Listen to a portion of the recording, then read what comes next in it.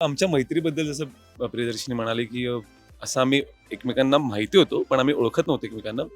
जी काही मैत्री झाली ती सेटवरच झाली.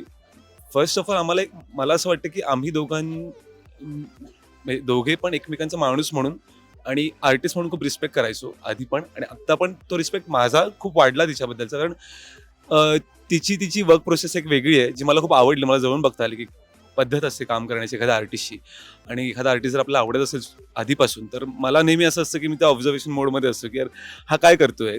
कशा पद्धतीने सीनला अप्रोच होतोय? सो तिची एक वेगळी पद्धत आहे, जी मी अजून आत्तापर्यंत कोणाची बघितली नव्हती. मे बी ती ह्या प्रोजेक्टसाठी असेल, कारण ऑब्व्हियसली प्रत्येक सिनेमा वाईज तुमची प्रोसेस बदलत जाते, कॅरेक्टर वाईज प्रोसेस बदलत राहते.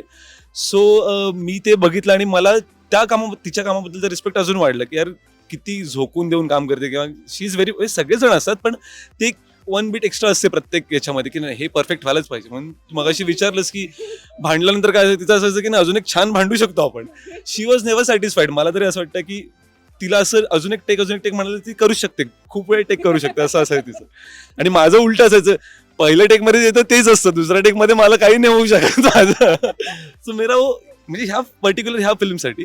सो त्या दोन वेगळ्या पद्धतीची कॅरेक्टर जशी आहे तसं आम्ही पण दोन वेगळ्या पद्धतीची माणसं पण आहोत. आणि जसं ती म्हणाली ती एक्स्ट्रोवर्ट आहे थोडीशी, मी थोडासा इंट्रोवर्ट आहे.